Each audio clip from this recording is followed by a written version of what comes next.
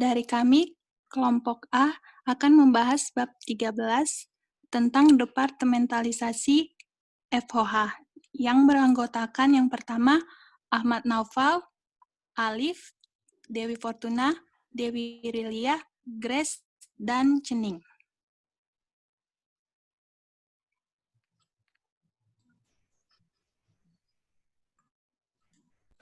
Selanjutnya akan dijelaskan oleh saya, Alif. Pertama, departementalisasi. Apa itu departementalisasi? Departementalisasi adalah membagi pabrik atau proses produksi ke dalam segmen-segmen, biasa disebut dengan departemen, di mana biaya overhead akan dibebankan. Kemudian, departementalisasi diklasifikasikan menjadi dua. Ada departemen produksi dan departemen jasa atau pendukung. Departemen produksi itu melakukan aktivitas fabrikasi, pengolahan bahan baku menjadi barang jadi. Sedangkan departemen jasa atau pendukung memberikan kontribusi secara tidak langsung kepada produksi produk. Departemen produksi itu ada seperti departemen pemotongan, penyerutan, perakitan, dan sebagainya. Sedangkan departemen jasa atau pendukung itu ada departemen utilitas, penerimaan, inspeksi, dan sebagainya. Selanjutnya, pemilihan departemen produksi. Yang pertama, ada kesamaan proses dan mesin departemen. Kedua, lokasi proses dan mesin. Ketiga, tanggung jawab produksi dan biaya. Keempat, ada hubungan proses terhadap arus produk. Kelima, ada jumlah departemen. Selanjutnya, ada pemilihan departemen jasa atau pendukung. Jasa pendukung yang berguna bagi departemen produksi dan departemen pendukung lainnya. Ini artinya departemen pendukung itu tidak hanya mendukung kegiatan di departemen produksi, tetapi bisa juga mendukung departemen produksi mendukung departemen pendukung lainnya. Yang pertama, ada menetapkan departemen pendukung secara terpisah untuk tiap fungsi. Kedua, ada mengombinasikan beberapa fungsi ke dalam satu departemen. Ketiga, ada menempatkan beberapa biaya pendukung dalam departemen yang disebut dengan General Factory Cost Pool. Selanjutnya akan dijelaskan oleh Dewi. Selanjutnya, biaya departemen langsung. FOH terdiri atas semua biaya produksi yang tidak dapat ditelusuri secara langsung ke pesanan atau job tertentu. Seperti kita ketahui dari 3 komponen biaya produksi ada direct material, direct labor, dan FOH. Direct artinya bisa ditelusuri secara langsung atau dapat dilihat, seperti penggunaan bahan baku langsung bisa langsung dibebankan dan biaya gaji para pegawai. Dan biaya yang tidak langsung yang sulit ditelusuri, itulah mengapa FOH sering disebut biaya lain-lain di luar dari biaya direct material atau direct labor tersebut. Tetapi, dalam membebankan biaya ke departemen, sangatlah penting untuk mengingat bahwa departemen cenderung menjadi area yang relatif besar dalam suatu perusahaan. Oleh karena itu, banyak biaya FOH dapat ditelusuri secara langsung ke departemen tertentu, atau lebih dikenal dengan direct departmental cost. Selanjutnya, biaya departemental FOH langsung dapat dibagi ke dalam beberapa kategori, yaitu supervisi, tenaga kerja tidak langsung, dan lembur. Seperti pegawai yang bertugas sebagai supervisi dapat kita lihat secara langsung di departemen mana saja dan gajinya bisa langsung dibebankan. Begitu juga dengan tenaga kerja tidak langsung dan lembur. Berikutnya tunjangan-tunjangan tenaga kerja seperti bonus kepada pegawai. Selanjutnya bahan baku tidak langsung dan perlengkapan pabrik, perbaikan dan pemeliharaan, dan penyusutan peralatan. Selanjutnya, biaya tidak langsung departemental. Seperti yang sebelumnya, biaya gaji untuk supervisi bisa kita lihat secara langsung. Tetapi contohnya berbeda dengan listrik. Apalagi pabriknya itu yang besar, maka pengalokasiannya sulit ditentukan. kecuali di tiap departemen memiliki meteran listrik tersendiri. Tetapi itu tidak mungkin atau jarang dilakukan perusahaan. Maka alokasi biaya tidak langsung ke departemen tertentu harus didasarkan pada hal-hal berikut. Yang pertama, besarnya konsumsi sumber daya seperti listrik tadi. Yang kedua, besarnya output. Yang ketiga, besaran lainnya yang representatif untuk mengukur penggunaan sumber daya. Berikutnya, biaya tidak langsung departemental. Beberapa biaya tidak langsung departemen yang membutuhkan alokasi di antara departemen adalah sebagai berikut. Biaya tidak langsung departemen seperti sewa gedung, pajak properti, depreciation buildings, asuransi kebakaran, perbaikan gedung, gas, didasarkan pada alokasi meter persegi. Pengawas berdasarkan jumlah pegawai, telepon dan telegraf berdasarkan jumlah pegawai dan atau jumlah dari telepon, asuransi kompensasi kerja berdasarkan beban gaji departemen, fixed portion of electricity berdasarkan meter persegi, dan variable portion of electricity berdasarkan kilowatt hours. Selanjutnya, langkah-langkah penetapan tarif overhead departemen. Yang pertama, mengestimasi total overhead departemen produksi dan departemen pendukung pada level ekspektasi dari aktivitas. Yang kedua, menyiapkan suatu survei atau menggunakan semua dasar pengalokasian dengan tujuan untuk mendistribusikan biaya overhead tidak langsung departemen dan biaya departemen pendukung. Yang ketiga, mengestimasi total overhead tidak langsung departemen pada level aktivitas terpilih dan mengalokasikan biaya ini ke seluruh departemen yang ada. Yang keempat, menghitung tarif overhead departemen. Selanjutnya, penggunaan tarif overhead departemen. Untuk penghitungan biaya departemental dan produksi, dua metode akuntansi atas biaya keperluan direkomendasikan. Yang pertama, membebankan semua biaya sumber tenaga dan bahan bakar ke departemen keperluan yang terpisah, kemudian mengalokasikannya ke departemen yang menerima manfaatnya.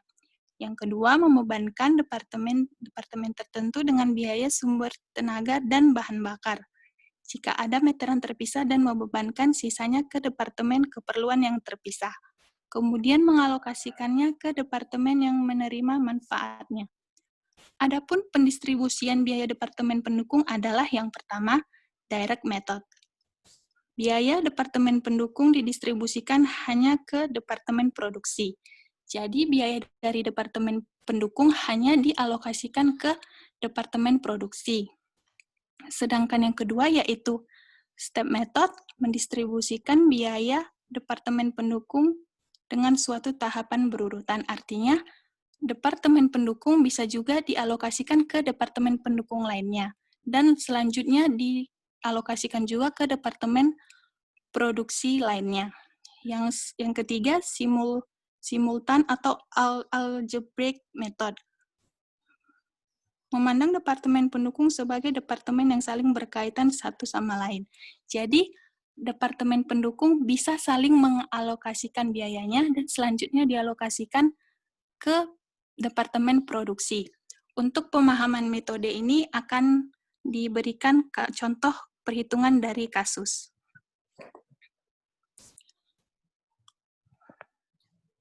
Di sini ada contoh perhitungannya. Departemen pembantu A, departemen pembantu B, departemen produksi 1, 2, dan 3. Dengan luasnya masing-masing yaitu 100, 150, 250, 300, dan 300 meter persegi dengan total 1.100 meter persegi. Dan jumlah karyawan masing-masing departemen yaitu 10, 20, 30, 30, dan 40 dengan total 130 orang.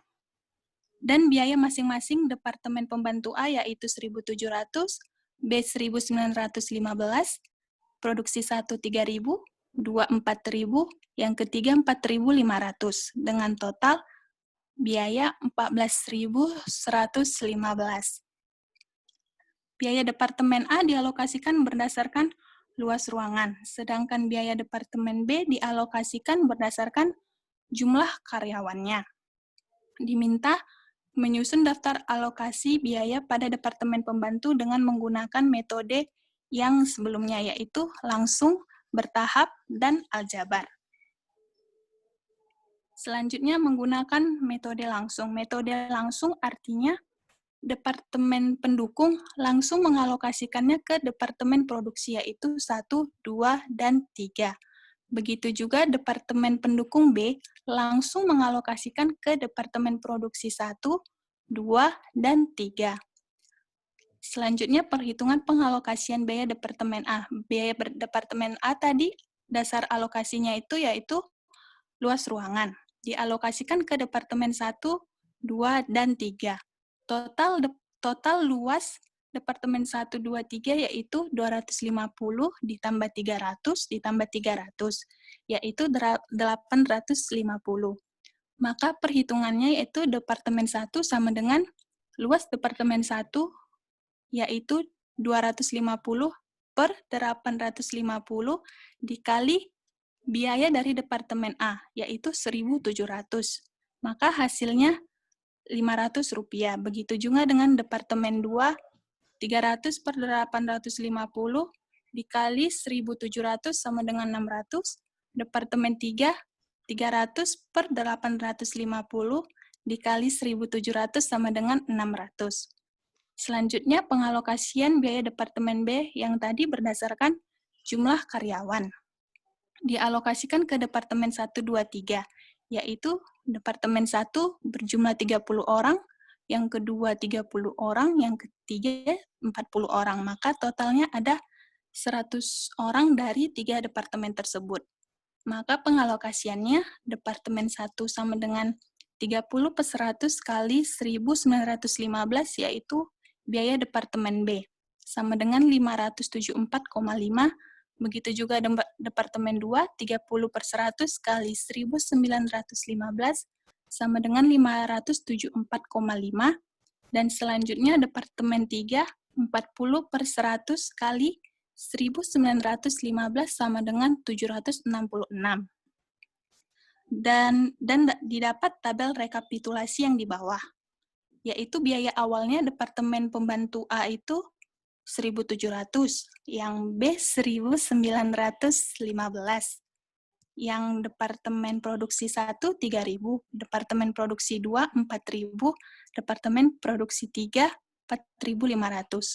Lalu pengalokasian Departemen A sebanyak 1.100 dialokasikan ke Departemen Produksi sebesar 500, ke Departemen Produksi 2 sebesar 600, dan Departemen Produksi 3 sebesar 600. Selanjutnya, pengalokasian Departemen B sebesar 1.915 dialokasikan ke Departemen 1 574,5, ke Departemen 2 574,5, dan Departemen 3 766.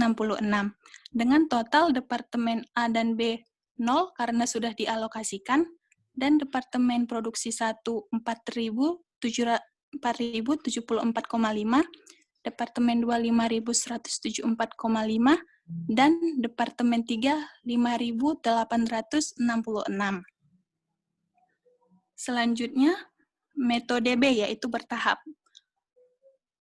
Bertahap di sini artinya yang tahap pertama. Tahap pertama itu Departemen pendukung A mengalokasikan ke Departemen pendukung lainnya, yaitu Departemen B. Selanjutnya ke Departemen Produksi 1, 2, dan 3. Selanjutnya yang tahap kedua, Departemen B mengalokasikan ke Departemen Produksi 1, selanjutnya ke Departemen Produksi 2, dan Departemen Produksi 3. Tadi dasar pengalokasian biaya Departemen A itu berdasarkan luas ruangan. Jadi karena ikut juga pengalokasian ke Departemen pendukung B, maka perhitungannya berdasarkan 150 ditambah 250 ditambah 300 ditambah 300, maka totalnya 1.000. Dan perhitungannya yaitu Departemen B 150 per 1.000 dikali 1.700 biaya Departemen A, maka hasilnya 255. Begitu juga perhitungan Departemen 1, Departemen 2, Departemen 3. Selanjutnya, pengalokasian biaya Departemen B, yaitu berdasarkan jumlah karyawan. Sebelumnya, Departemen B sudah mendapatkan alokasi biaya dari Departemen A, yaitu 255. Maka biaya dari Departemen B yaitu biaya awalnya 1.915 ditambah pengalokasian dari Departemen pendukung A yaitu 255. Maka perhitungannya Departemen 1 30/100 dikali 1.915 ditambah 255 sama dengan 651. Departemen 2 sama dengan 30/100 dikali 1.915 ditambah 255 sama dengan 651. Departemen 3 sama dengan 40/100 dikali 1.915 ditambah 255 sama dengan 868. Maka didapatkan rekapitulasi di tabel yang di bawah, yaitu biaya awalnya dan pengalokasian Departemen A 1.700 dialokasikan ke Departemen Pembantu B, Departemen Produksi 1, 2, dan 3. Lalu pengalokasian Departemen B 1.915 ditambah pengalokasian dari Departemen A yaitu 255 dengan total 2.170 dialokasikan ke Departemen 1, 651, Departemen 2, 651, Departemen 3, 868. Dengan total Departemen A dan B sudah nol karena sudah dialokasikan ke Departemen Produksi itu.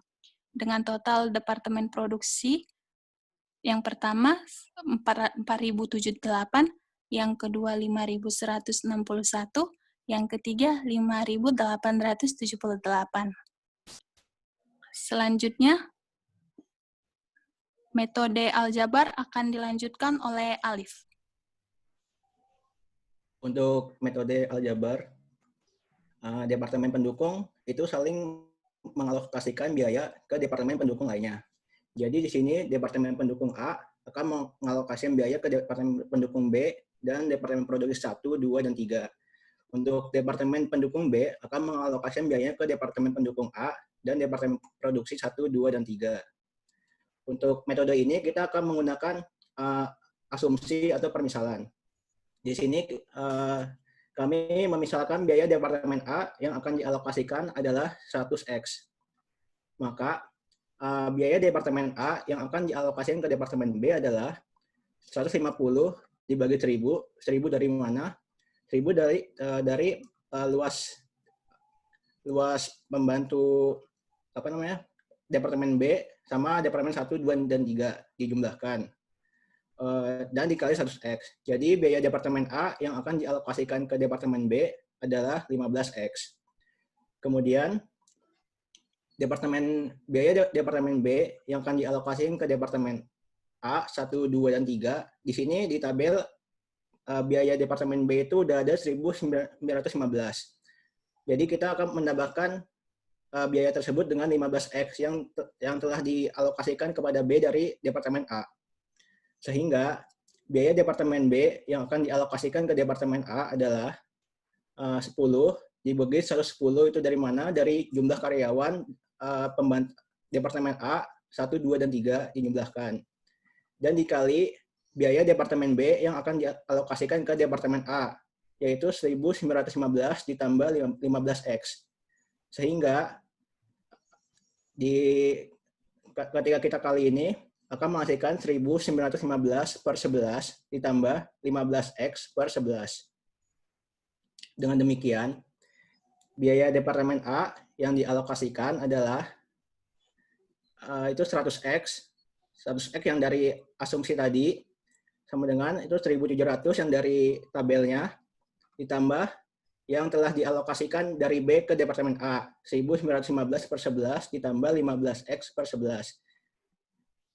Persamaan ini kita kali 11, benar dikali 11 agar membaginya hilang. Jadi 1.100X sama dengan 18.700 ditambah 1.915 ditambah 15X. kita cari X-nya 1085X sama dengan 20.615. Jadi X-nya itu 19. Jadi biaya Departemen A yang akan dialokasikan ke Departemen B 1, 2, dan 3 itu adalah 1.900. Sehingga biaya Departemen B yang akan dialokasikan ke Departemen A 1, 2, dan 3 itu adalah berasal dari persamaan yang ini, 1.915 per 11 ditambah 15X per 11. Jadi didapat 2.200.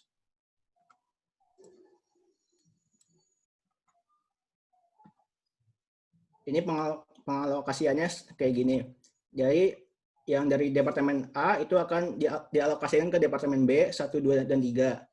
Itu 150 dibagi 1000.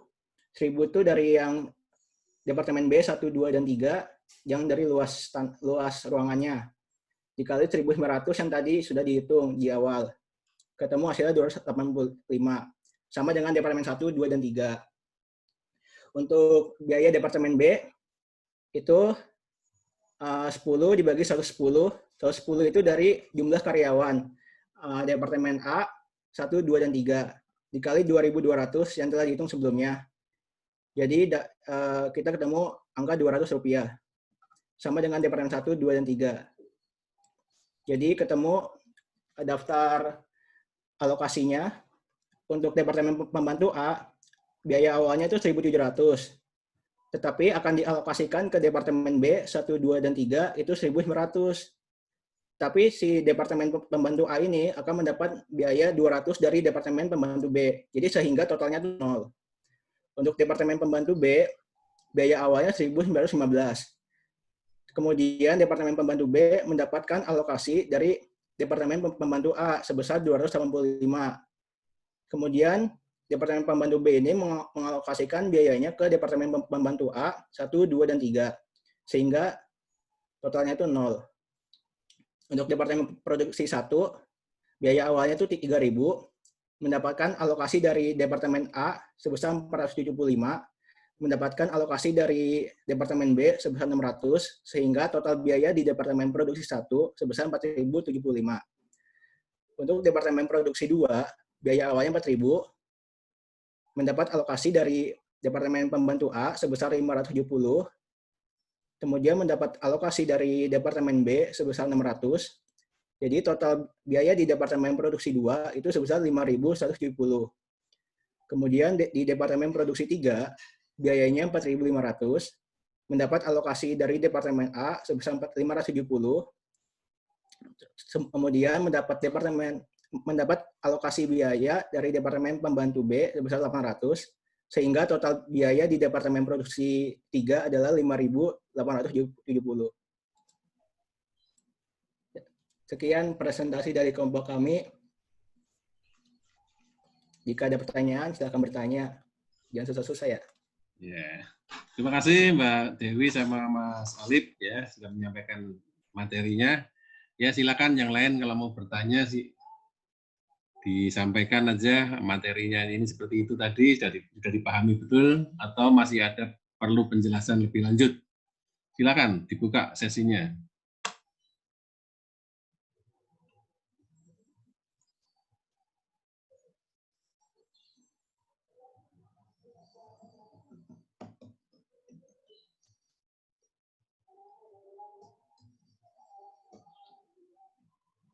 Sudah jelas ya? Sudah jelas ya? Departementalisasi FUH ya. Coba lihat lagi dari slide awal Mas Alif, Mas. Izin bertanya, Pak. Oh, silakan. Ya, mari. Silakan. Saya Rizky dari kelompok D, izin bertanya kepada kelompok A. Ya. Dari 3 metode ini, pasti punya kekurangan dan kelebihan kan, ataupun ada yang lebih akurat dibandingkan metode yang lainnya. Ya. Tapi menurut kalian metode mana yang yang paling sering digunakan ataupun lebih untuk departementalisasi FOH ini? Terima kasih. Yang mana yang paling sering digunakan? Mungkin bisa sebelum ke situ mungkin bisa kira-kira kelebihan maupun kekurangannya di mana masing-masing metode itu ya. Ya Pak, ya. Monggo silakan. Ada yang menjawab? Mas Alif, Mbak Dewi, atau yang lainnya? Kelompoknya? Tampung dulu aja kali ya, Pak. Ya, ya boleh, boleh. Ya, tampung dulu. Ada lagi pertanyaan? Ya, kalau mau ditampung dulu nggak apa-apa ya. Ya. Nanti kita sama-sama kita ini kan. Kalau saya tambahkan juga kalau memang perlu ada tambahan. Ada yang lain lagi? Sudah jelas ya? Atau masih ada yang perlu? Jadi materi kita departementalisasi. Ya. Kalian harus paham apa itu departementalisasi. Ya. Kemudian departemen apa yang ada di dalam perusahaan. Ya. Tadi ada produksi, ada jasa. Kan gitu. Kemudian ada biaya. Ya. Kita masalah biaya sekarang. Kalau kita departemen berarti ada biaya langsung departemen, ada biaya tidak langsung departemen. Ya. Kalau kita kemarin belajar biaya kita kaitkan dengan produk atau jasa ya. Biaya langsung produk atau biaya tidak langsung produk. Sekarang kita ngomong masalah departemen, berarti ada biaya departemen yang langsung ya, yang bisa kita trace langsung kepada ke departemennya. Ada juga biaya yang tidak bisa langsung kepada departemen ya, tidak bisa di-trace langsung kepada departemennya. Jadi masih harus ada langkah mengalokasikan biaya tidak langsung departemen ke semua departemen ya. Ya. Jadi contohnya tadi listrik ya. Listrik itu kalau dalam satu perusahaan kadang-kadang kita tidak bisa men-trace ini listrik ini ke departemen mana. Departemen ini pakai listriknya berapa ya. Karena apa? Karena meterannya cuma satu, KWH-nya cuma satu ya. Satu perusahaan katakanlah satu kan ada departemennya, departemen produksi A, produksi B, departemen personalia, departemen umum, departemen ini macam-macam kan itu. Nah, departemen ini makanya berapa? Nah, kan nggak ada. Itu namanya biaya tidak langsung departemen. Maka pertama kali kita harus mengalokasikan biaya tidak langsung itu ke departemen-departemen yang ada, yang menggunakan atau yang memanfaatkan fasilitas itu. Ya. Kemudian kita ketemu sudah ada masing-masing departemen punya biaya kan, biaya departemen A, biaya departemen B, biaya departemen C, ya. Biaya departemen produksi 1, 2, 3 kan ada biaya-biaya. Nah, kemudian kita mengalokasikan biaya departemen pembantu, ya, biaya jasa, karena biaya servis ya, departemen A dan B ke masing-masing departemen produksi, ya. Karena semuanya akan dibebankan ke harga pokok produksi kan gitu kan. Jadi semua biaya departemen pendukung, semua departemen jasa, semua departemen pembantu biayanya akan dialokasikan kepada departemen produksi. Ya. Gimana caranya? Ya caranya adalah 3, bisa pakai direct method, ya, metode langsung. Kedua, pakai metode bertahap, step method, ya. Atau kalau di Hongren katanya step down method, ya, bertahap. Ya. Yang paling penting dalam bertahap ini pertama kali harus ditentukan dulu, ya, urutannya departemen jasa mana yang akan dialokasikan lebih dulu. Ya. Jangan sampai terbalik. Jadi ya, katakanlah manajemen atau perusahaan menetapkan departemen jasa B dulu yang akan dialokasikan. Berarti kita ngitungnya harus B dulu. Ya. B kita alokasikan kepada A 1, 2, 3, baru A kita alokasikan kepada 1, 2, 3. Itu kalau urutannya B dulu. Nah, bisa juga manajemen atau perusahaan menetapkan urutan alokasinya adalah A dulu. Kan? Ya, makanya kita harus menghitung A dulu, alokasi ke B 1, 2, 3, baru B-nya kita alokasikan ke 1, 2, 3. Jadi jangan sampai terbalik, karena kalau terbalik nanti angkanya akan berbeda. Ya, itu step down method atau metode bertahap, atau step method kalau kata Carter. Kemudian yang ketiga adalah metode aljabar, atau metode apa tadi namanya, algebrik. Ya. Itu kalau di Hongren namanya dia metode resiprokal. Ya. Saling membebankan. Jadi A membebankan B, dan B juga membebankan A juga. Ya. A membebankan B 1, 2, 3, B membebankan ke 1A 1, 2, 3. Itu resiprokal atau Hongren sama itu istilahnya. Nah, itu ada metode aljabar. Nah, ini contohnya sudah begini, tapi ini model perhitungannya pakai misalkan ya. Kalau saya lebih suka langsung kita bikin persentase ya. Katakanlah yang A ya. Yang A akan dialokasikan ke B 1, 2, 3. Ya. A akan dialokasikan ke B 1, 2, 3. Jadi B-nya akan terima 1915 ditambah 0,15 A. 0,15 apa? Atau 15% itu dari mana? Ya 150 per 1000. Ya. Kan gitu kan, akan dialokasikan ke B1, 2, 3. Total luasannya 150 tambah 250 tambah 300 tambah 300 itu 1000 meter persegi. Berarti B-nya proporsinya cuma 15%. Jadi biaya B adalah 1915 ditambah 15% dari 1.700. 15% dari A, kan gitu kan? Ya, jangan 1.700 dulu, 15% dari A dulu. Baru yang B-nya, yang A-nya juga gitu juga. A sama dengan ya, model, jadi model persamaan sudah.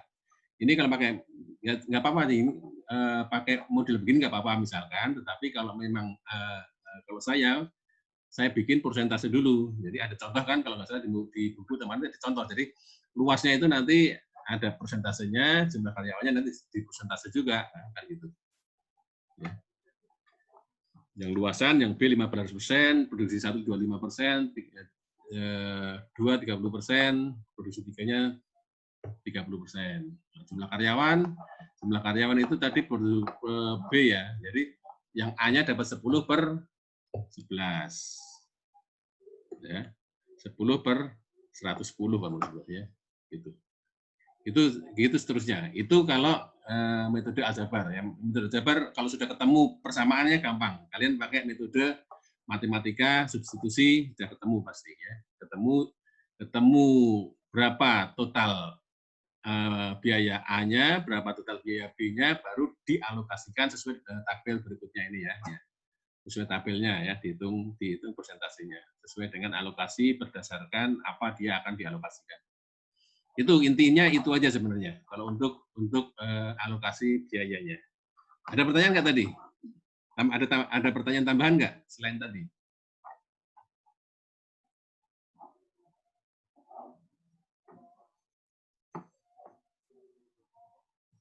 Nggak ada? Nggak ada, coba Mas Alif coba di ini. Kira-kira apa kira-kira ininya, atau Mbak Dewi atau yang lainnya?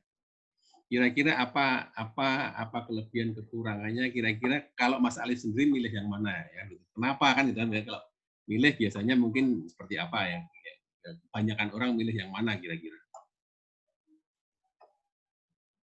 Monggo silakan.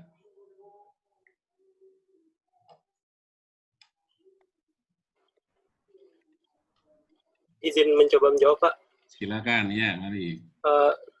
Dari menurut kelompok kami ya, Pak, dari beberapa referensi juga, metode yang paling banyak atau paling efektif digunakan itu metode aljabar, karena dia alokasi datanya timbal balik, Pak.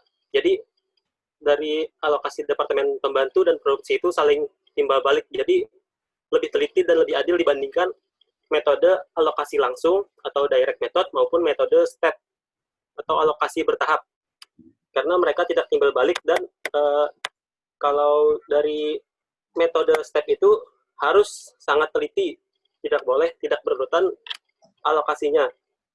Sedangkan metode yang pertama, metode direct, itu kelemahannya tidak dapat menggambarkan aliran sesuai dengan jasa yang dinikmati oleh setiap departemen. Kemudian harga pokok jasa yang dialokasikan terlalu rendah karena tidak memperhitungkan harga pokok dari departemen pembantu lainnya. Kira-kira seperti itu, Pak. Oke, bagus sekali jawabannya ya. Terima kasih. Ada lagi yang mau menambahkan atau mau berbeda pendapat ya? Dissenting opinion nggak apa-apa kita. Kalau memang ada pendapat yang lainnya, sampaikan aja, kita diskusi di sini.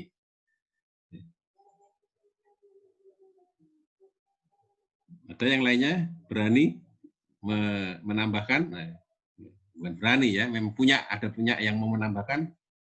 Kalau berani pasti semua berani lah ya. Ada yang mau menambahkan?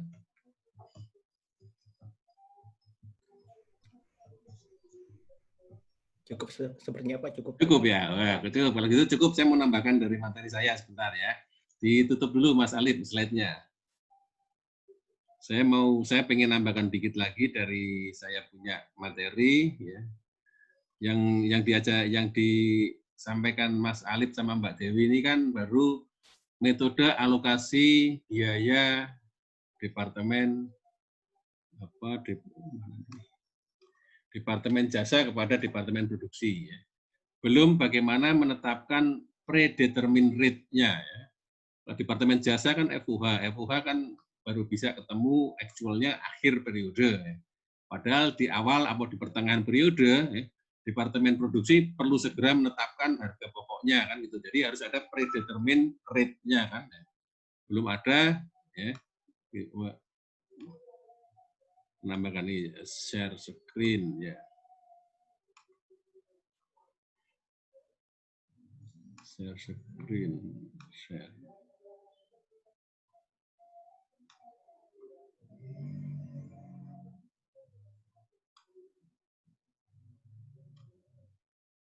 Sudah kelihatan ya?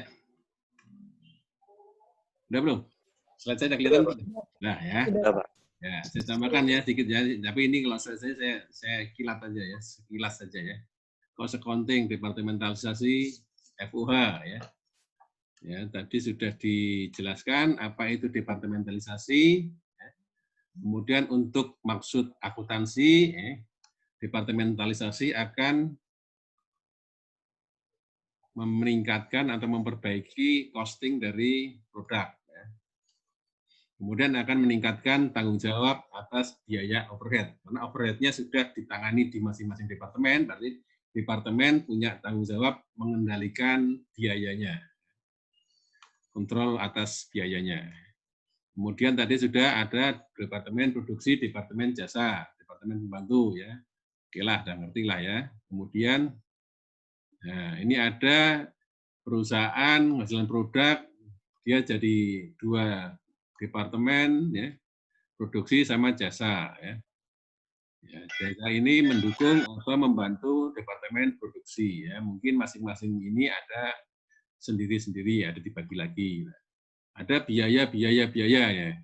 Biaya yang langsung ke departemen ini, ya berarti dia termasuk biaya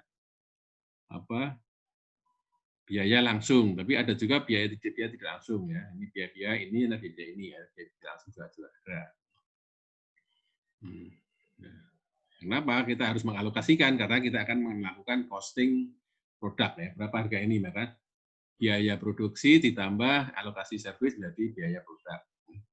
Metodenya ada tadi direct, step down. Ini saya pakai istilahnya dari buku Holmgren ya. Direct, step down sama reciprocal. Carter direct, step method sama aljabar ya, aljabar. Direct ya. Direct gambarnya gini. Jadi direct semua departemen jasa mengalokasikan kepada produksi. Dia tidak ada mengalokasikan kepada departemen jasa yang lainnya walaupun ada manfaat yang dia terima kan gitu kan. Jadi direct langsung kepada dia produksi ya. Allocate support cost only to operating department, production department. No interaction between support department prior to allocation. Step down ya. Step down dia satu arah. Jadi ada urutannya. Ya. Pertama A dulu ya. A dialokasikan kepada B 1 2 3. Baru B dialokasikan kemudian 1 2 3. Nah, yang paling penting di sini adalah manajemen atau pimpinan perusahaan harus menetapkan dulu dari awal departemen jasa mana yang akan dialokasikan terlebih dahulu urutannya ya. Jadi A dulu atau B dulu ya, itu ditetapkan, harus ada penetapannya. Kalau manajemen ingin B dulu ya udah kita ngitungnya tinggal dari B dulu, B kita alokasikan dulu baru ke A kita alokasikan sampai habis ya. Itu step down atau step method. Kalau reciprocal atau aljabar dia gambarannya adalah dia saling antar jasa itu juga saling mengalokasikan. Karena apa? Dia berpendapat bahwa ini di sini contohkan ada Departemen Information System sama Departemen Accounting. Accounting menggunakan manfaat atau menerima manfaat dari fasilitas information system. Information system itu juga menerima manfaat dari accounting. Makanya biaya accounting juga harus dialokasikan ke information system dulu. Biaya information system harus dialokasikan ke accounting juga ya. Ya, selain kepada departemen produksi ya. Ini saling membebankan ya. Atau aljabar. Nah, ini modelnya tadi dijelaskan. Karena choosing between metode. Di antara metode itu mana yang paling senangi ya. Reciprocal atau aljabar tadi dia yang paling presisi, ya, paling akurat dalam mengalokasikan beban biaya dari departemen-departemen kepada departemen produksi. Ya. Ya. Direct and step down are simple. Ya. Direct method dan step down method ya lebih gampang, lebih sederhana untuk dimengerti dan digunakan dihitungnya. Ya. Direct, step, dan down. Ya. Biasanya sih orang lebih banyak menggunakan direct method, nah, karena gampang aja sebenarnya ya, mencari gampang aja. Jadi direct method is widely used. Ya. Metode langsung sangat banyak digunakan. Ya. Mungkin orang nggak mau ribet ya, reciprocal ini. Karena kenapa? Ya kalau departemen jasanya cuma 2, gampang kita punya 2 persamaan matematik. Kalau departemen jasanya ada 10, ya, ruwet itu. Jadi harus pakai komputer hitungnya. Kalau pakai manual sudah angkat tangan. Ya. Ya, metode ini skala metode mengalokasikan departemen cost. Ini ada single rate, ada dual rate. Ya.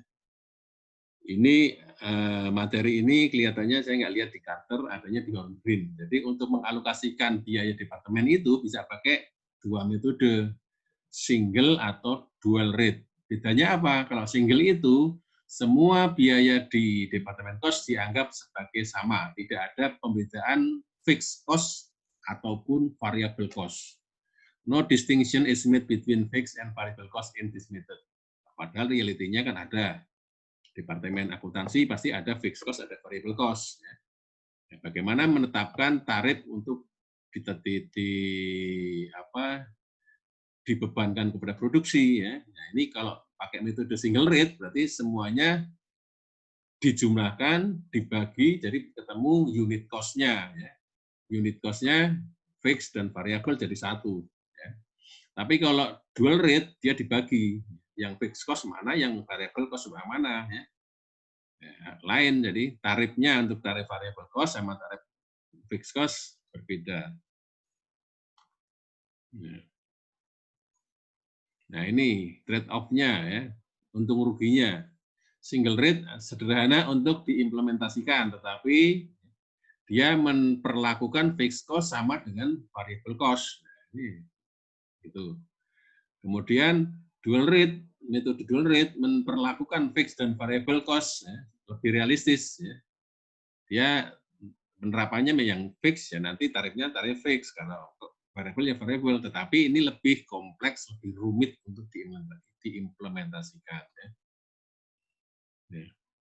Tapi berdasarkan itu ya berdasarkan alokasi dasar alokasinya berdasarkan metode apapun juga ya bisa pakai budget rate dan budget hours ya atau budget ini kuantitasnya atau budget rate dan actual atau actual dua-duanya ya. Ya tambah rumit kan ya. Nah bagaimana apakah mau pakai actual atau budget ya budget diketahui dari awal ya. Sedangkan actual diketahui di akhir periode ya. Makanya kalau mau pakai rate dari factory overhead tadi, departemen jasa tadi, ya, mau pakai budgeted rate apa mau pakai actual rate. Kalau mau pakai budgeted rate berarti dari awal kita sudah tahu historisnya berapa sih sebenarnya actual cost-nya, berapa sih sebenarnya kuantitas drivernya, sehingga ketahuan rate-nya. Ya, jadi pakai budgeted rate, jadi FOH applied-nya bisa ditentukan. Tetapi kalau pakai actual, ya nggak bisa. Actual harus ketemu dulu total FOH akhirnya berapa actualnya. Baru dibagi dengan kuantitinya, baru ketemu unit cost FOH-nya kan gitu ya. Jadi baru bisa dibebankan pada akhir periode.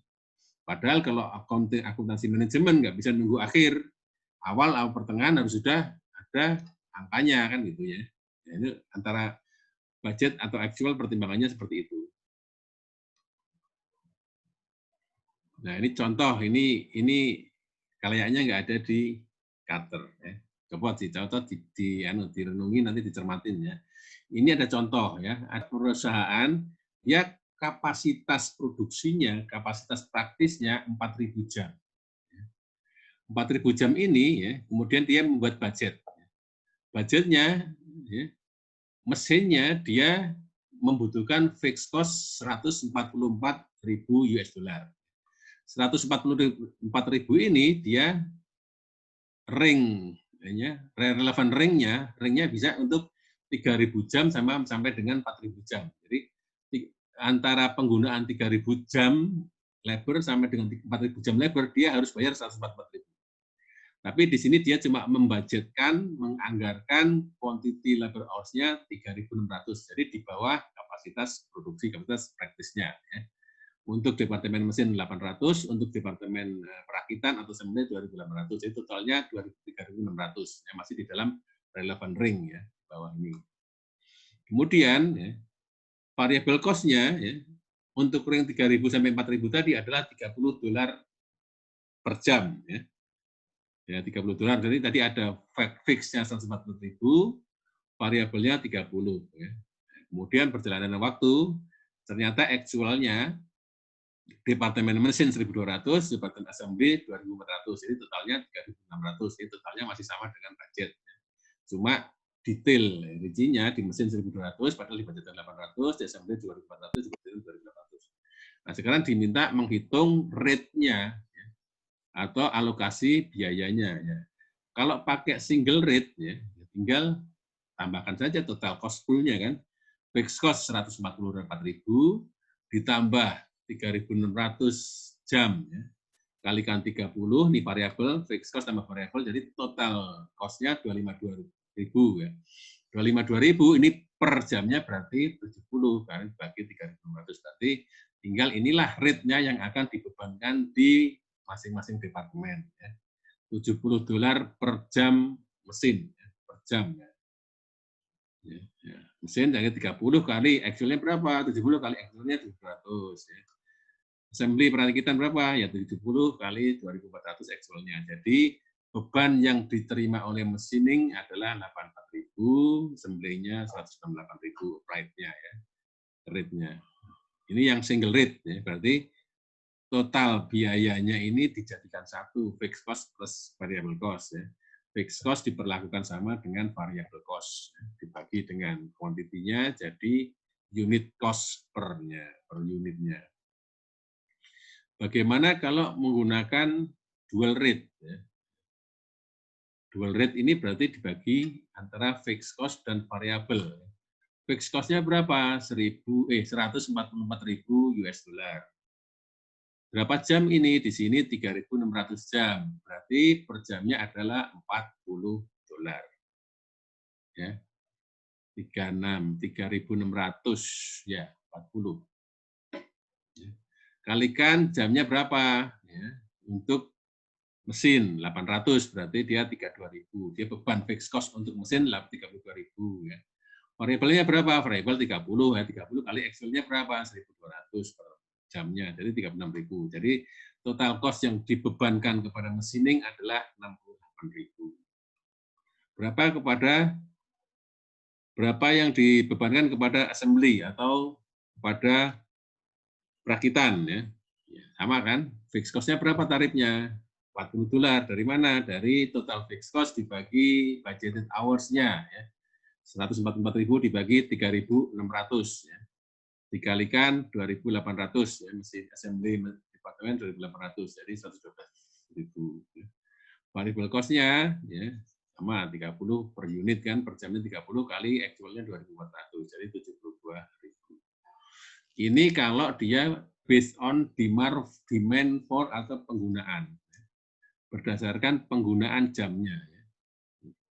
Bagaimana kalau berdasarkan, ada lagi satu, ini total cost-nya. Ada lagi satu, kalau dia berdasarkan supply of capacity. Berapa kapasitas yang dihasilkan atau ditawarkan oleh mesin itu. Dia akan 4.000 kan, practical capacity-nya 4.000. Kalau sebelumnya ini dia pakai 3.600. Ya. Kalau di sini berarti kita harus pakai budgeted ya, fixed cost-nya 144.000 dibagi 4.000 jam. Jadi tarifnya 36 $36 per jam untuk fixed cost. Ya. Untuk variabel $30 biasa, ya. Jadi totalnya adalah 66. Kalau pakai single rate, tinggal 66 kali 1.200, 66 kali 2.400, actualnya sekian. Nah, ini ada lagi satu, ya. Ada fixed cost dari unused capacity. Ada fixed cost dari kapasitas yang ternyata tidak digunakan. Kenapa ya?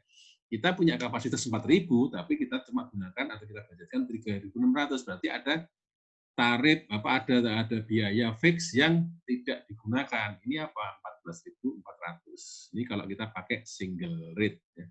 Single rate berarti dua-duanya kita tambahkan, kita kalikan actual. Ada lagi kalau kita pakai dual rates. Ya.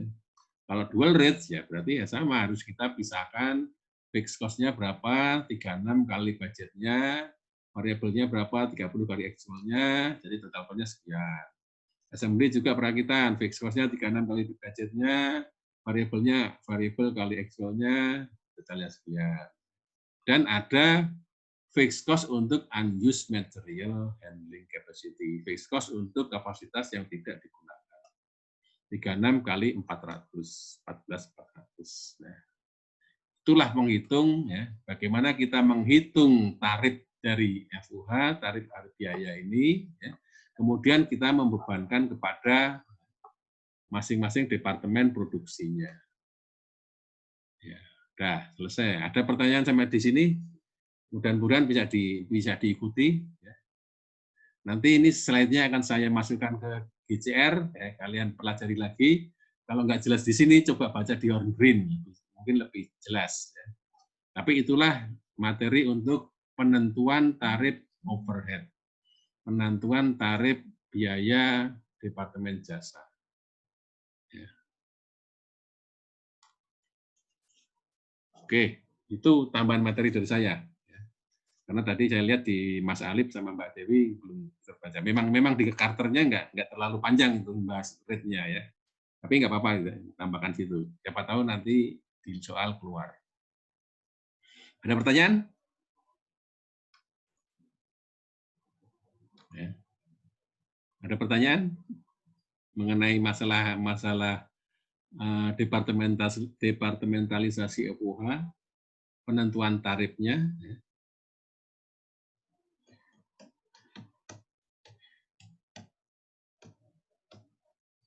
Kalau nggak ada, kita lanjut dulu ya di kelompok D dulu ya, sambil kalian coba cermatin dulu ya apa ininya tadi yang saya sampaikan. Ya. Kita coba bahas soal yang departementalisasi FUH kelompok D ya, kelompok D. Mau silakan siapa yang menyajikan kelompok D ini? Saya sama Bakti, Pak. Oh, Bakti ya, ya. Monggo silakan. Izin share screen ya, Pak? Ya, silakan ya.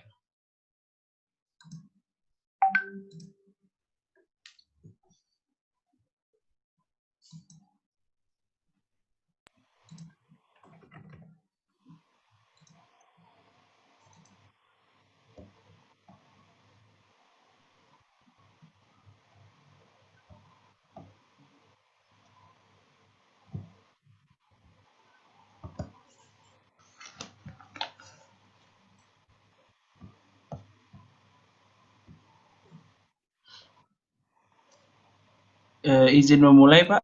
Ya, silakan langsung aja mulai. Silakan dibaca dulu soalnya, dipahami dulu baru dijawab ya. Assalamualaikum warahmatullahi wabarakatuh. Waalaikumsalam warahmatullahi wabarakatuh. Baik teman-teman, kami dari kelompok D terdiri dari anggota yang pertama Anita Dewi Sapira, absen 3. Lalu saya sendiri Bakti Eka Swandi, absen 7. Selanjutnya ada Doni Pajar Nugraha, absen 11. Lalu Febianti Saragi, absen 12. Lirin Sri Aryani, absen 30. Dan Rizky Trialda Kipa, absen 31. Untuk yang mempresentasikan soal exercise 13-11, untuk hari ini ada saya dengan Anita. Untuk yang pertama mempresentasikan itu Anita, saya persilakan. Oke, kita bakal bahas soal dari Carter exercise 13-11. Jadi di sini itu ada Orbeson Company. Mereka itu memiliki 2 departemen produksi, yaitu A dan B, serta ada 4 departemen jasa, yaitu C, D, E, dan F. Nah, Y didistribusikan pertama kali dari Departemen F, lalu kedua Departemen D, ketiga Departemen C, dan keempat Departemen E. Nah, ini tuh urutan yang perlu kita ingat supaya tidak terbalik dan tidak salah dalam menentukan overhead-nya nanti. Jadi urutannya dari F, D, C, baru E. Kemudian perusahaan membebankan biaya Departemen Jasa ke Departemen Jasa yang lain. Tetapi setelah biaya suatu departemen telah didistribusikan, tidak ada biaya lain yang dibebankan kembali ke departemen tersebut. Departemen F yang pertama itu mendistribusikan separuh dari biayanya ke A, kemudian separuhnya lagi ke D dan E berdasarkan jumlah karyawannya. Kemudian Departemen D mendistribusikan biayanya berdasarkan investasi dalam peralatan. Kemudian Departemen C dibebankan ke B seluruhnya, dan Departemen E didistribusikan berdasarkan luas lantai. Berikut informasi yang tersedia untuk bulan Maret. Jadi, kita itu mendistribusikan Departemen C, D, E, F ke Departemen A dan B dengan urutannya F, D, C, baru ke E. Yang diminta adalah mendistribusikan overhead Departemen Jasa berdasarkan data yang diberikan. Kemudian untuk jawabannya akan dipresentasikan oleh Bakti. Baik, terima kasih Anita. Sebelum kita masuk ke pembahasan soal, saya ingin sedikit mereview mengenai metode umum untuk mendistribusikan overhead Departemen Jasa yang terdiri di atas 3 metode. Yang pertama ada metode langsung, yang kedua ada metode bertingkat, dan yang ketiga ada metode simultan. Dalam hal pembahasan kelompok alumni kali ini di exercise 13-11 diminta untuk menggunakan metode bertingkat atau step method. Secara ringkas, metode bertingkat itu adalah metode yang mengalokasikan dari Departemen Jasa ke Departemen Produksi ataupun ke Departemen sesamanya. Jadi alokasinya jika pertama suatu Departemen Jasa sudah dialokasikan ke Departemen Jasa lain, maka ia tidak akan mendapatkan alokasi kembali. Untuk lebih memahaminya lagi, kita langsung saja ke pembahasan. Nah, yang pertama, untuk memudahkan pembahasan kita tampilkan tabel informasi ya, yang terdiri dari departemen A sampai Departemen F, lalu biaya aktualnya, kaki persegi atau meter perseginya, karyawan, dan investasi peralatan. Selanjutnya, berdasarkan informasi dari soal, untuk Departemen Produksi itu terdiri dari Departemen A dan Departemen B. Lalu untuk Departemen Jasa itu terdiri dari Departemen C, D, E, dan F.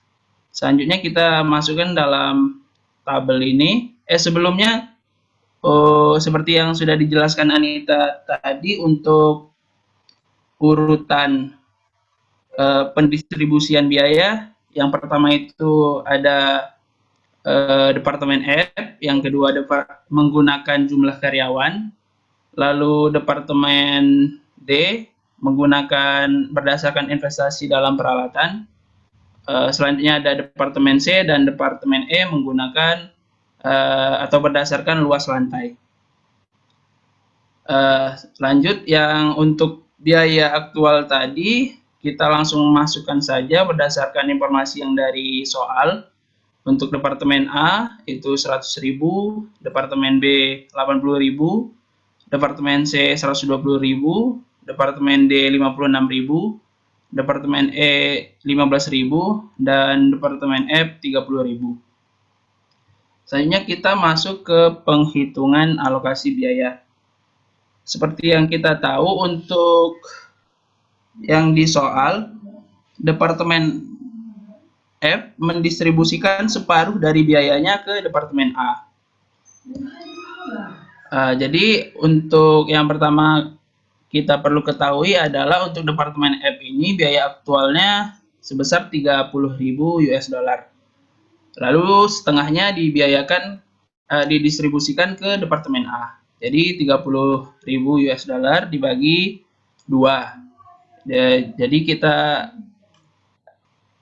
Jadi hasilnya 15.000 itu dimasukkan ke departemen A.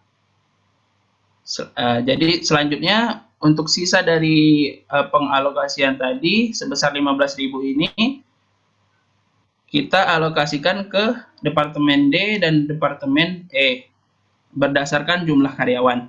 Nah, berdasarkan informasi kan untuk departemen D dengan departemen E ini karyawannya berjumlah 25 orang. Jadi tinggal kita bagi saja untuk besaran alokasi biayanya per karyawan. Jadi 15.000 ini kita bagi dengan 25 orang karyawan, jadi tiap karyawan itu alokasi biayanya sebesar 600 US dollar. Lalu tinggal kita alokasikan ke departemen D, 600 US dollar tersebut kita kali dengan 15 orang, diperoleh 9.000 US dollar. Lalu kita masukkan dalam tabel, dan juga untuk departemen E, 600 US dollar kita kalikan dengan 10 orang karyawan, didapat 6.000 US dollar, kita masukkan dalam tabel.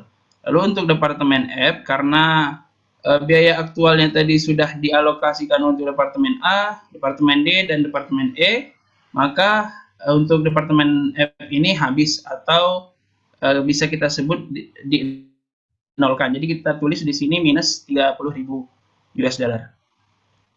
Lalu untuk departemen D,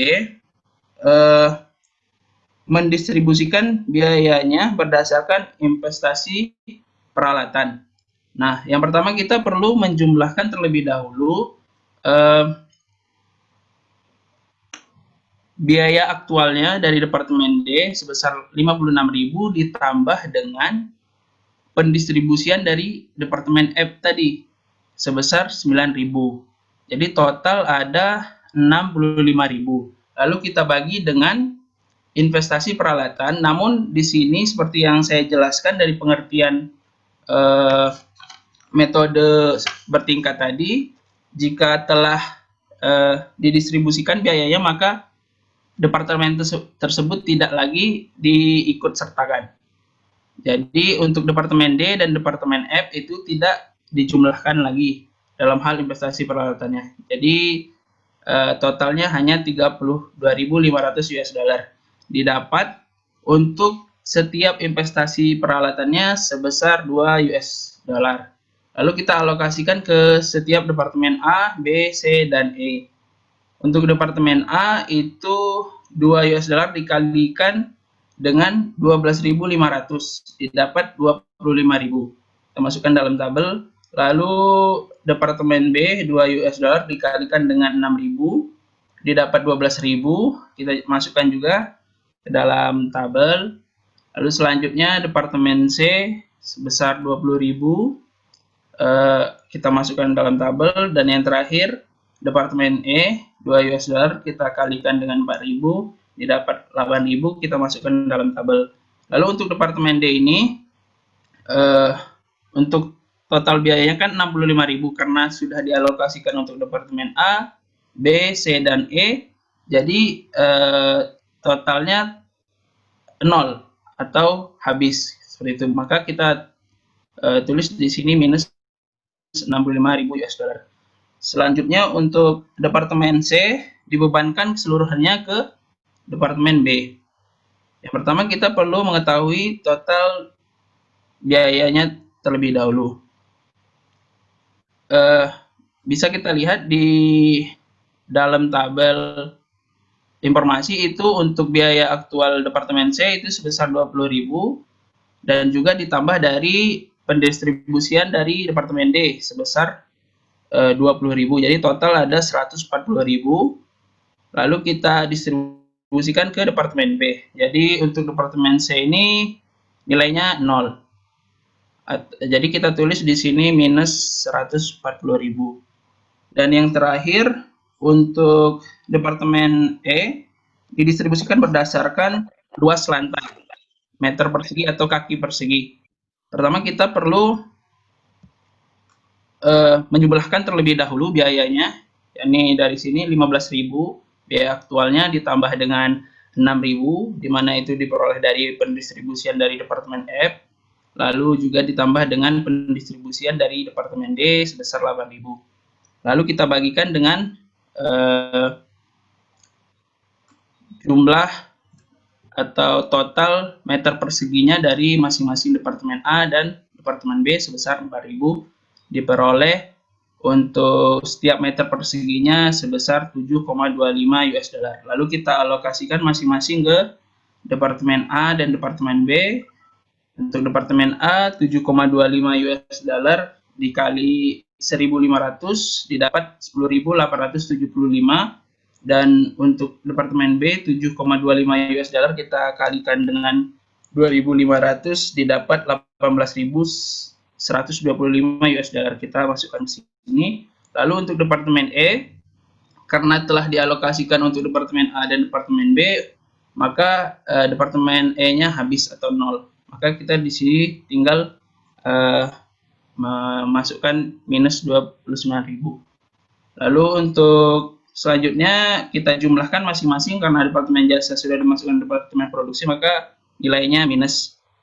Nah, untuk jumlah dari Departemen A ini totalnya ada 150.875 US dollar. Dan untuk Departemen B sebesar 250.125 US dollar.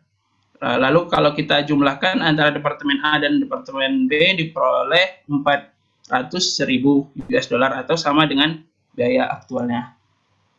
Sekian presentasi dari kelompok kami. Apakah ada teman-teman yang ingin bertanya? Oke, terima kasih Mas Bakti ya. Ada yang masih belum jelas apa yang disampaikan tadi, baik materi maupun soal khususnya. Ya. Jadi soal ini pakai metode step method ya, metode bertahap, step down kalau si Hardin bilang, step method atau step down method. Jadi bertahap mulai dari F dulu ya.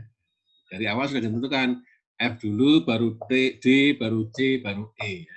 Dan setelah menerima dia tidak mengalokasikan lagi ya. Setelah F mengalokasikan biayanya, dia nggak terima lagi, udah selesai nol ya. Kemudian D alokasikan tidak terima lagi, dia nol ya. C alokasi nggak terima lagi, dia nol. E alokasi nol ya. Jadi sudah selesai semua 0, 0, 0, 0. Tinggal Departemen Produksi yang punya biayanya semua. Nah, selesai itu. Oke, ada pertanyaan sampai situ?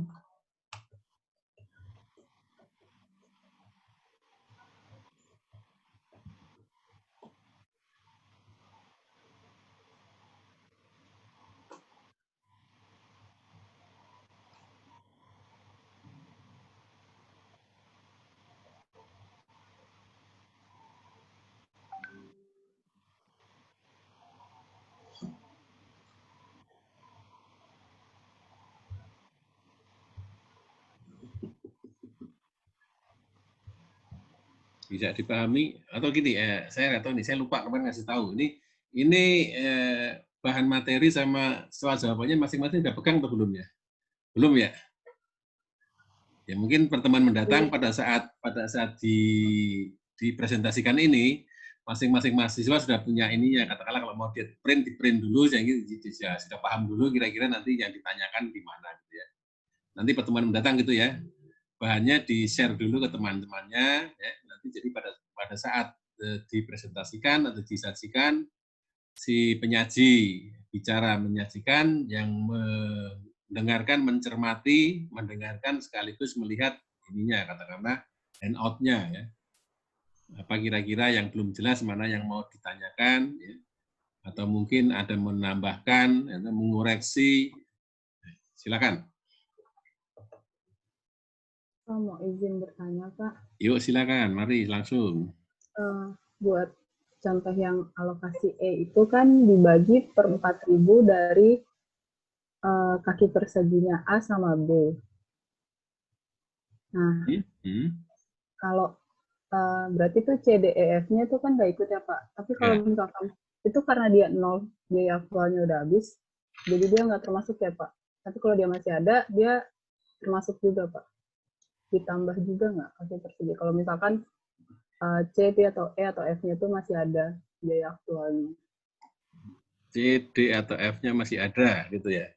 Iya, Kalau Pak. CDF-nya masih ada berarti dia alokasinya setelah E dong berarti ya. Kan ini kan sudah ada urutannya ya. Kalau dia masih ada biayanya berarti dia belum dialokasikan. Misalkan D-nya masih ada kan berarti kan seharusnya D belum dialokasikan. Kalau misalkan kita mau mengalokasikan E kan ini kan E terakhir ini. Nah, E terakhir berarti semuanya sudah nol harusnya gitu. Jadi yang urutannya apa ya? Katakanlah urutannya terakhir adalah E. Berarti kalau E terakhir berarti yang lain sudah habis semua, sudah habis dialokasikan, nggak terima lagi gitu istilahnya. Iya, Jadi, Pak. jadi misalkan ini ya, misalkan ini A B C D E F ya. A B produksi, C D E F adalah supporting ya. Kita abaikan aturan ini ya. Kita abaikan aturan ini, manajemen mengatur bahwa alokasinya F dulu, F, E, D, C kan gitu. Berarti kan F dialokasikan ke A, B, C, D, E, ya, F habis. Baru E dialokasikan ke A, B, C, D, E habis. D dialokasikan ke A, B, C, D habis. Ya. C baru dialokasikan ke A, B kan gitu. Jadi sesuai dengan urutannya. Ya. Ya. Kalau dia sudah dialokasikan berarti sudah habis dia. Nggak akan terima lagi gitu. Gitu. Bisa dipahami nggak? Iya, bisa, Pak. Ya, Terima kasih, Pak. ya.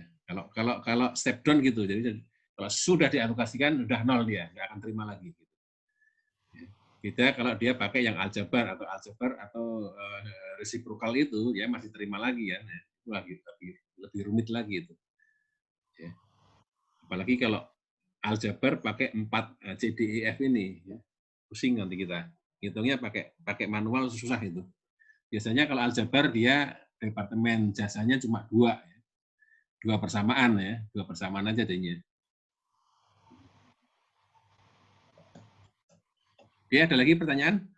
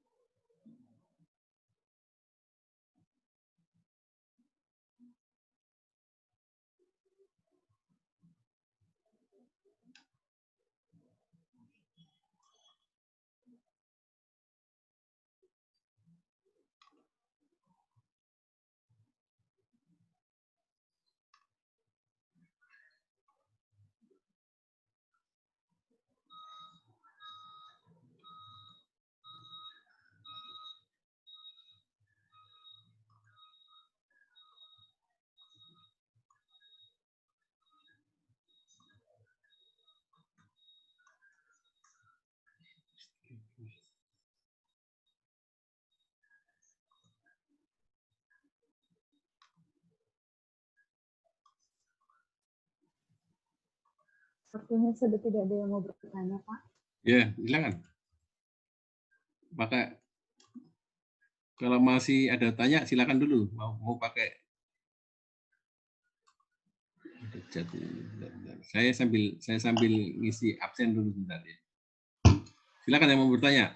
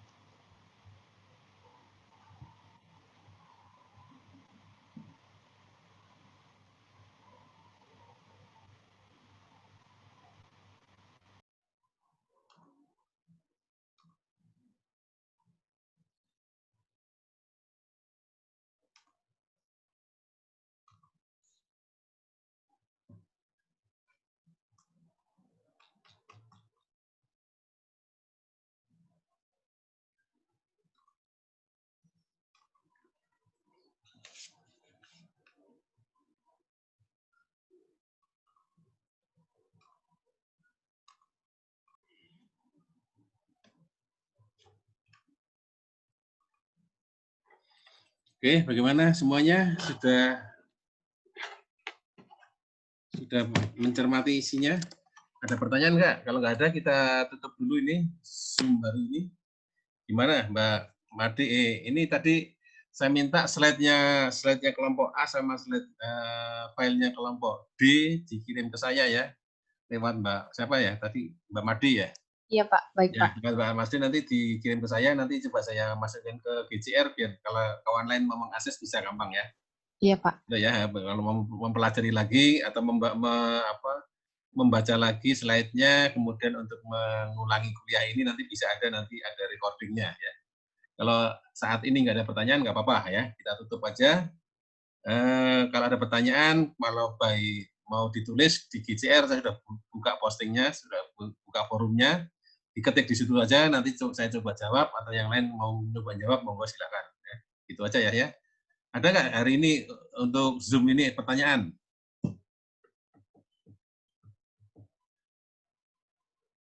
Nggak ada? Kalau nggak ada, kita tutup aja ya. Mbak Made, gimana? Iya Pak. Kesepakatan bersama ya, kita tutup ya. Walaupun Baik, masih ada waktu, nggak apa-apa ya. Ya, Iya. oke. Monggo, tapi nggak apa-apa, pertanyaan masih tetap terbuka ya.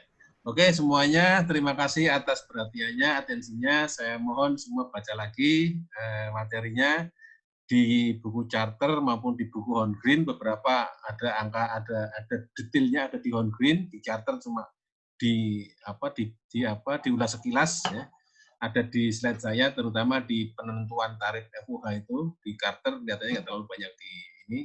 Tolong dicermati lagi, dibaca lagi. Nanti pertemuan mendatang kita coba kalau memang ada pertanyaan kita buka forum lagi tanya jawab. Ya, kita akan coba jelaskan kalau memang ada yang belum jelas. Ya. Oke, saya kira gitu aja semuanya. Terima kasih. Selamat siang. Sampai bertemu lagi hari Kamis. Ya. Selamat istirahat atau selamat melakukan kuliah yang baru lagi ya. Terima kasih Pak. Assalamualaikum warahmatullahi wabarakatuh. Waalaikumsalam warahmatullahi wabarakatuh. Terima kasih Pak. Sama-sama. Terima kasih Pak.